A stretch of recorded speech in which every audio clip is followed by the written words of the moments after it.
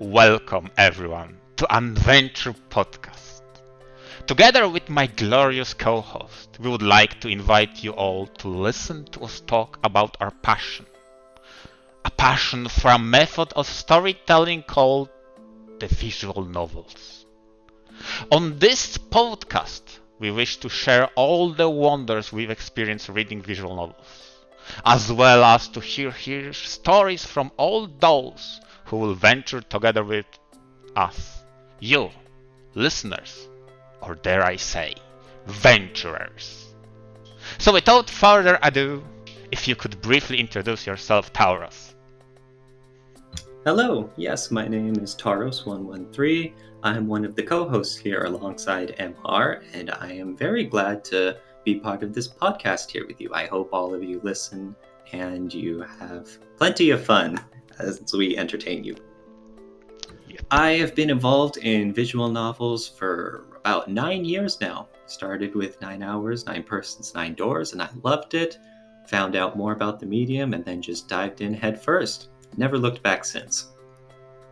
I've also been involved as a moderator for the subreddit r/visual novels, and that was some of the most rewarding work of my recent life, and I'm very glad I was able to help build up a community. Those days are past me now, so here I am helping to create a podcast that you'll hopefully enjoy. MR has plenty of experience on his end, as he'll tell you. Yeah, I'm just a guy. It just so happens that sometime, I saw the aptly named letter of resignation by Tauros. I contacted a guy, and from there we established connection. I had a pleasure to guest him on my podcast, Maid Radio. And since that time, we were brewing in secret something new to showcase all of you. Just like Tauros said, visual novels are close to my heart also. It just so happens that I fell in love with that medium. I created community base all around that, although not as public as Tauros did. Just to clarify, I'm from Poland and my community is Polish in nature, although Tauros is our guest of honor. And with this podcast, I wanted to try something new, something more international to broaden and bring people together. So, with all those introductions done, the first episode we would like to showcase an Tauros iceberg.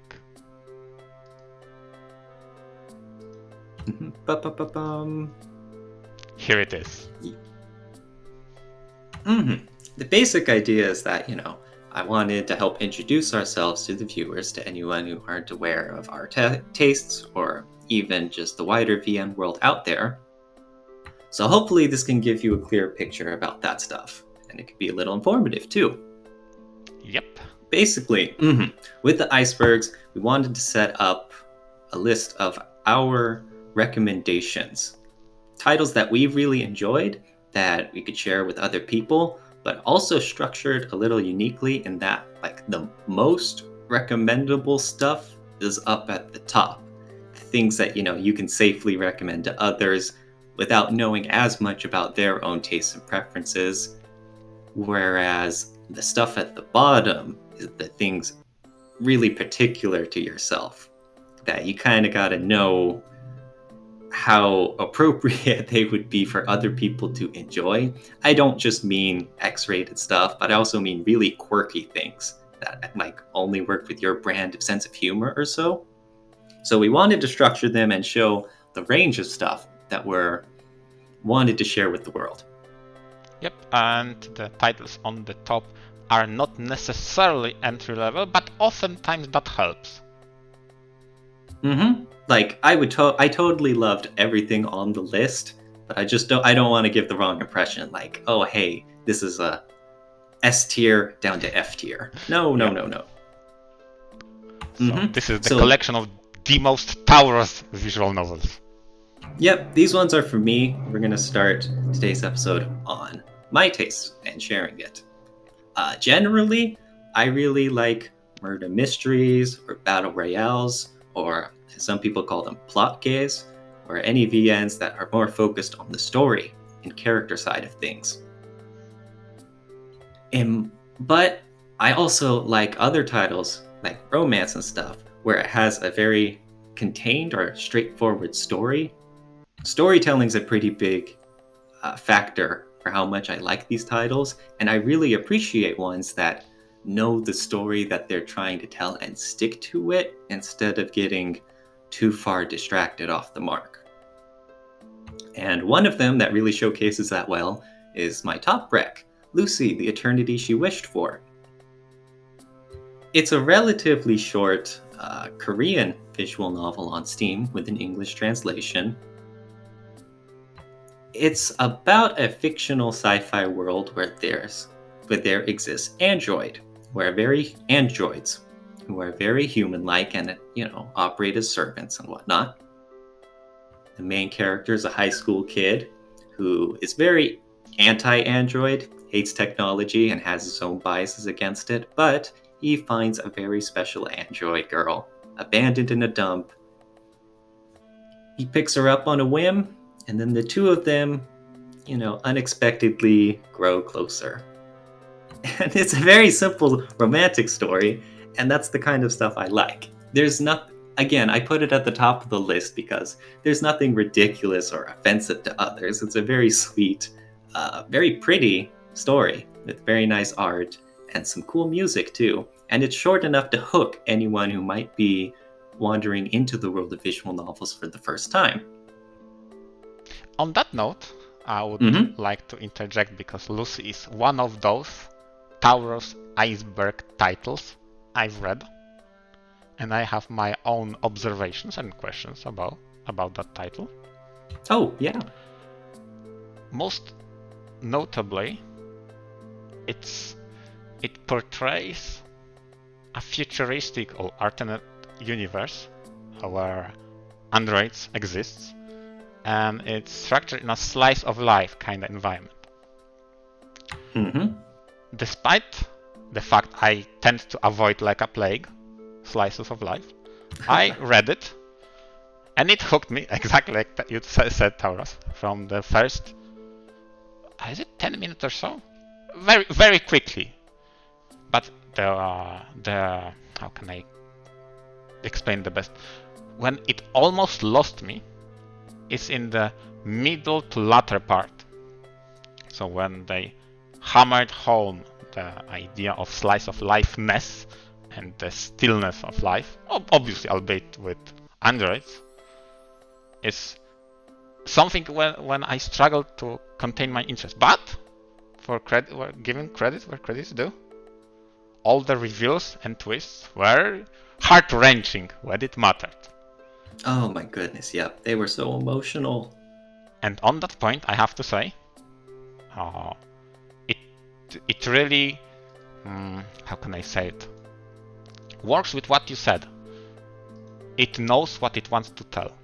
It is very focused on that one story of the android girl and a protagonist, and I guess you haven't mentioned it, but it's very important to his character that he hates androids. And how would that... Oh, really? Sorry. And on that, how would that develop? I think the fact that he's a human and he starts off being very against androids plays into it, because without that conflict, without him being very divided on whether to accept her or not, there wouldn't really be much conflict. Because it's at its heart, it's a romance story, but you still need some sort of conflict at the heart to keep people interested, to keep them thinking, will they or won't they? There's new roadblocks and new character development. I wouldn't really say he's a very developed character, because I don't even think you see his face in any CGs or whatnot. You know how it is with VNs. But it still gives him something to remember by. And considering this has a pretty small cast, having the main character be his own person really helps out a lot. That's true. For the slice of life stuff, yeah, I mean, that's kind of how romance stories tend to be. They've got to have a lot of normalcy involved.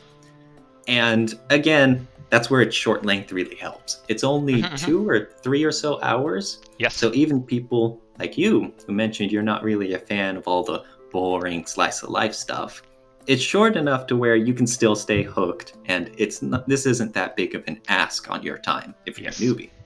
Exactly. Oh yeah, right. That's true. That's why it's also on the higher end of your iceberg. Totally. One thing I wanted to ask in regards to this, I don't think it's a spoiler, but I mean, me asking that as a question might. But okay, how do you feel about multiple endings then, when it comes to telling a strict story from start to finish? Because while I like multiple endings, I don't like bad endings, and I don't. I'm sorry. I don't like bad endings. So, and there is a belief, which I don't subscribe to, that bad endings reinforce your, how can I say, appreciation for the good ones. As in, it would be so much worse since you saw the bad ending, so you appreciate good more. I'm not following that, so I fundamentally don't like bad endings. But I was curious on the example of Lucy. How do you feel about multiple endings? Ouch. Yeah, I would agree with that, actually. I do think that having multiple endings is a strength that few other mediums can offer. Unlike visual novels, who can have tons of them. Like if you go to Fate Stay Night, there's all sorts of bad ends, and it becomes basically like gameplay at that point. True. But for something like a linear story like Lucy, which barely has any choices, it's more. I understand how it could be frustrating, and some people feel like it takes away from the impact if you just have multiple different ways that this story could play out. I consider that a positive. I want to see all the different ways the story can expand, the choices you make, and having the impacts that they do. And I know sometimes some people complain about when you get to the final choice and then it's just press option A to go to one ending and option B to go to a different thing. But hey, that's life sometimes. Sometimes you get that one instance in your whole life where things play out a completely different way. And people want to know, hey, what if? What would have happened if I did that in my life? And with visual novels, you can experience that. Yeah, exactly. So while I might sound paradoxical in a way that I like multiple endings, yet when it comes to bad endings, and maybe I have the biggest problem with bad endings when they are created for the bad ending's sake, so for the shock value alone, I just don't like that. And I think in one way, the way they handle that is with Lucy in particular is on the verge of what I feel appropriate. Because okay, if you remember what happens, I feel like on some way understand what the author wanted to convey. On the other, it strays off the path of what he wanted to say. So what you said is the won't they, will they kind of romance story. But the way they went with the alternative ending is not something I really appreciate. So this is the one criticism I had. Like, considering the, let's call it the true, I think it's not even called a true ending, I have no complaints. But given the alternative, I like, I don't think I like that one. But I think you made a good point that choices should have consequences. And sometimes what you pick will result in what you get, and it could be bad. Yeah, you don't know what life will bring. So there is strength in that to showcase all of that, culminating in some resolution at the end.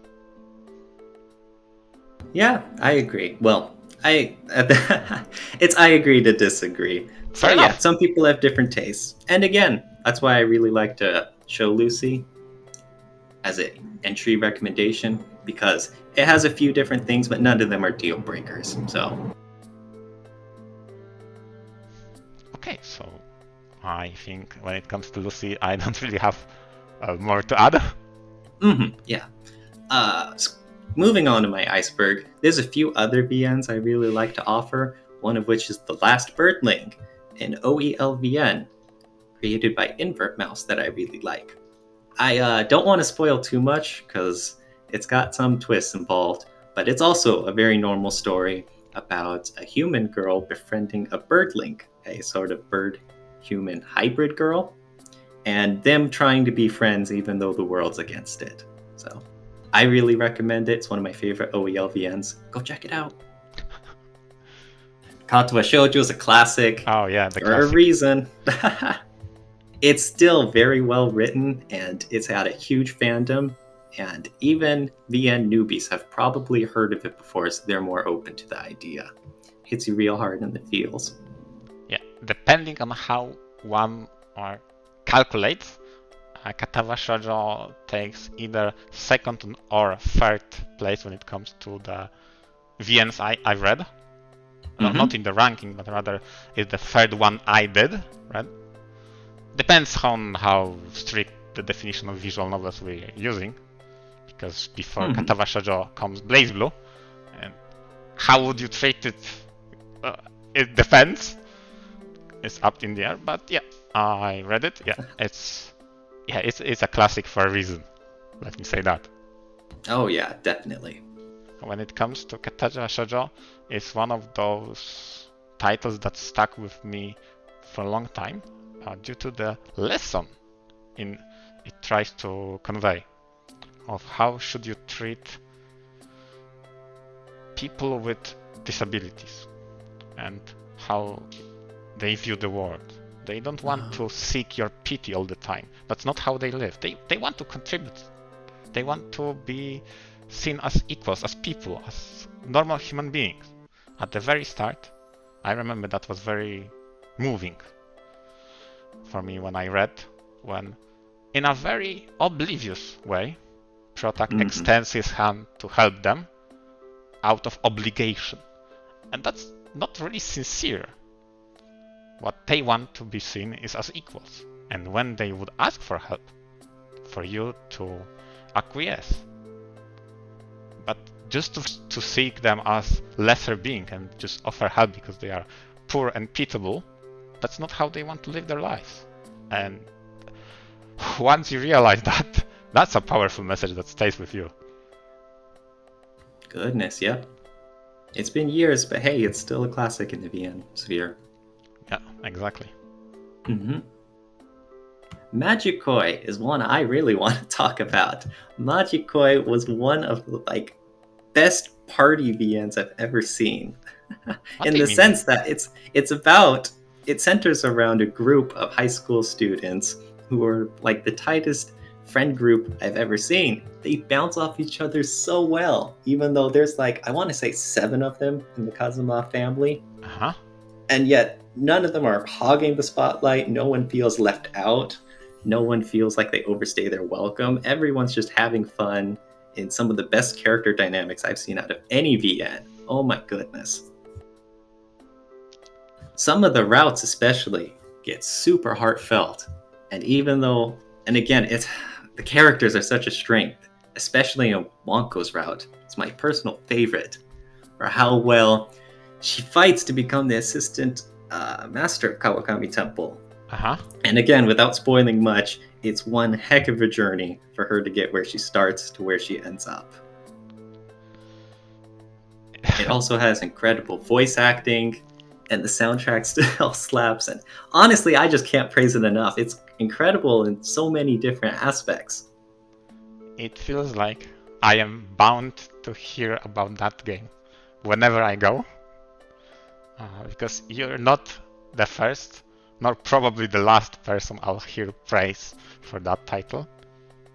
Because it's great. I believe you. At the very least, I believe you had fun with it. As usual, the ringing in my head starts when the game centers around a school life. Whether or not it's slice of life or not, it's hard for me to judge, especially not that I didn't read it. I know I mentioned earlier I'm not that big of a slice of life fan, and I'm not a particular comedy fan either. But Majikoi is still incredible at how well it blew me away. Okay, but I honestly, if I could reread it, all 50 hours of it, even just common route dialogue, all the works, I totally would. I'd love to laugh again at those jokes. Okay, but would you consider that a slice of life then? I would. Okay. It's not exactly slice of normal life. It's centered around a group of high school students, and it revolves entirely around martial arts. So there's a whole bunch of slapstick comedy and also some serious fight scenes. But aside from that, there's still everyone hanging out, deciding where they want to go for vacation, and all the silly antics a friend group gets up to. To be honest, for me personally, I read some slice of life that had that one thing that made it not such a slice of life. And it could be enough.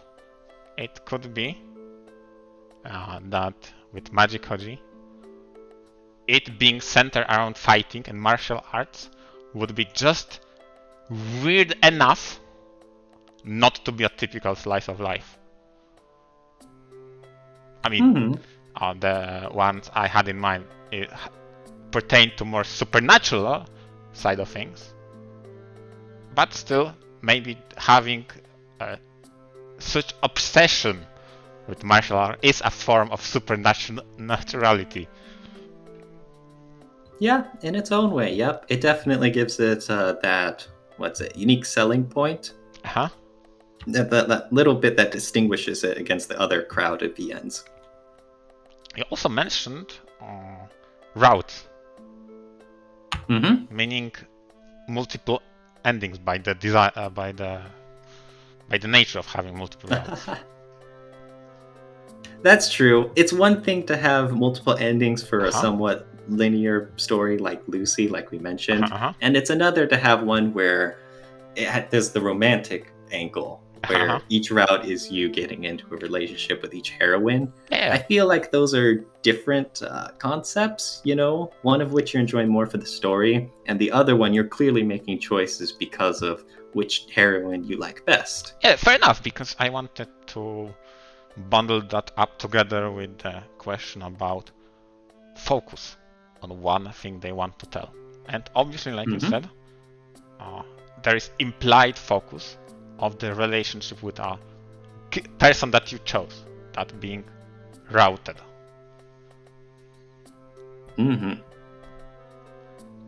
What's more is that I wasn't all that particularly hot on Wonko or anything, but once I read her route and went through her character journey and all that, oh my goodness, she is definitely my favorite character of the bunch.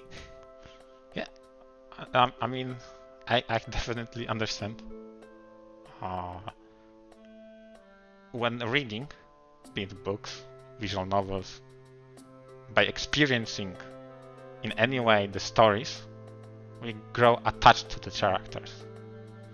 And some of those stories, when they deeply touch us, it's thing of beauty.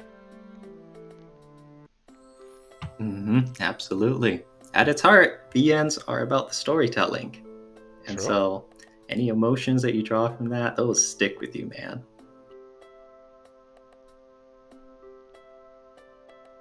Aside from that, down below my iceberg, that's when we start getting into the little more unique stuff. For one thing, there's Fate Stay Night. Some people keep recommending it as a good action VN for beginners or newbies to visual novels. I've never really agreed with that. Like, for one thing, it's 50 hours long. Oh yeah. It's a really long story, and dumping such heavy prose as well onto someone who is just dipping their toes into the world of VNs for the first time might be overwhelming. Plus, as you mentioned before, it gets recommended to people because they like the action and stuff, and then they read 20 hours of cooking scenes. Oh yeah. I feel like it's not really the best. It's probably a really good recommendation to people who are more familiar with VNs and know how to temper their expectations a little, but right off the bat is a little sketchy to me. Fair enough. Maybe in order to recommend, you truly must understand the patience people hold for payoff. Meaning, you said that with Lucy as an example of a quickly hookable title and the one that concludes in a relatively short amount of time. That's not the case for Fate at all. No, not even close. So it could be argued it's a good starting point for people who like longer stories. So I know,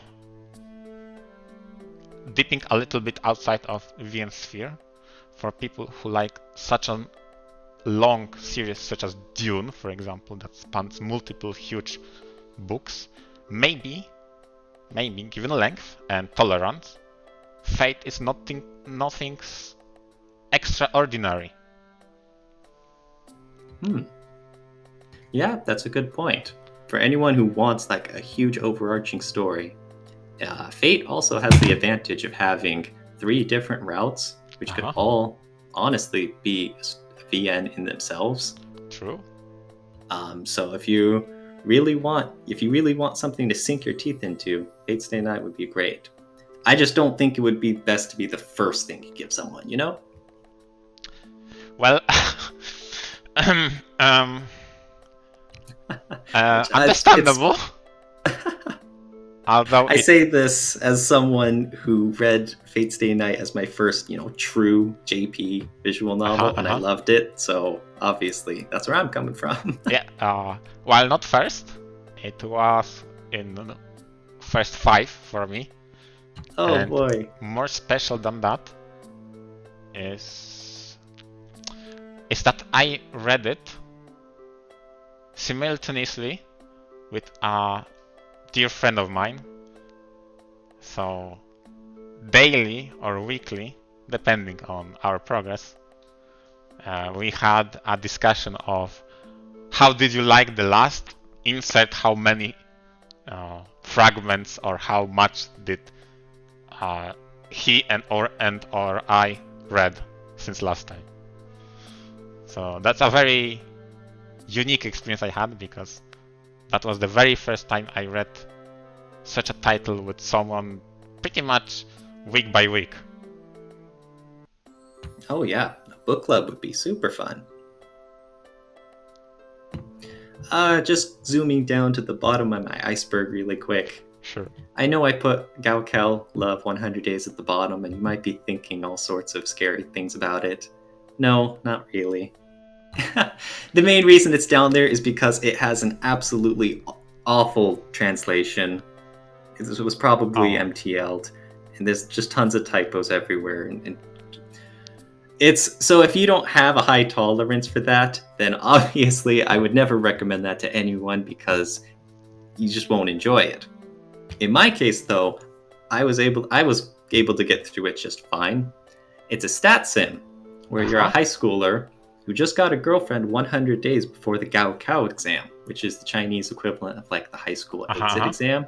And scoring high on that basically determines the rest of your life. So now he's trying to manage a girlfriend while he's trying to study for this.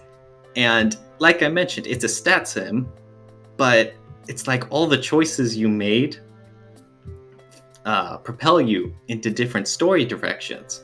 A lot of other stat sims, it feels like you have to beat yourself into shape to keep passing these invisible checks you don't know are coming.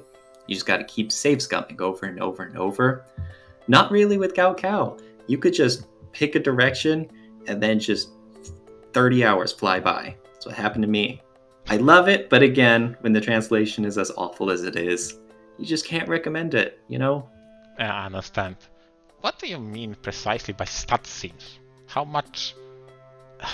Maybe I'm not familiar with those type of visual novels, or maybe that term specifically. How much of a gameplay is in that gameplay? It leans more towards gameplay than a VN, to be honest. A stat stim is one where you have certain stats about your character. Like, I believe main character, this guy had his health, and obviously his intelligence in each of the 3 subjects composing the Galco exam, and then I think also his relationship with his girlfriend. And there was also like relationship levels with other people around, like classmates and your teacher and whatnot, and having high or low variables in any of these stats would have different effects when you get to invisible breakpoints within the story. Okay, so like here you are on like certain points in the story would check against a threshold whether or not you fulfill it or not. Yes. Okay. Like if you choose to spend your day studying and raise your intelligence in certain scores, then like I think the 3rd weekend or whatever, when you take a practice test, your practice test results will reflect that. And so obviously if you do well on it, the story will go a very, very different path than if you flunk it. I see.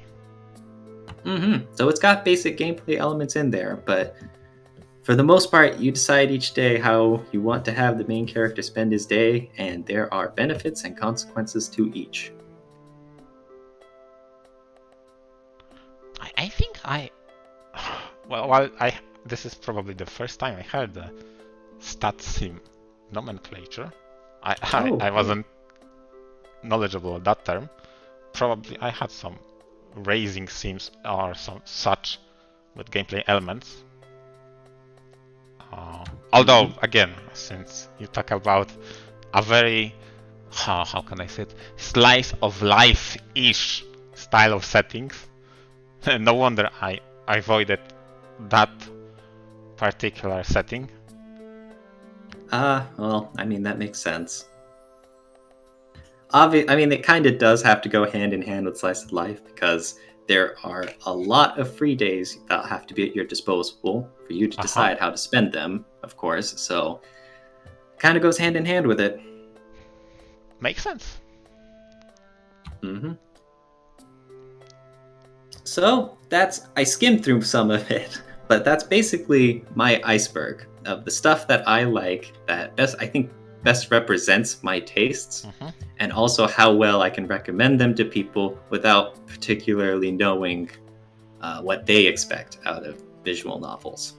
I mean, if I understand correctly, you pointed out you tend to like battle royales, yet in all your going through and skimming through, you barely talked about that.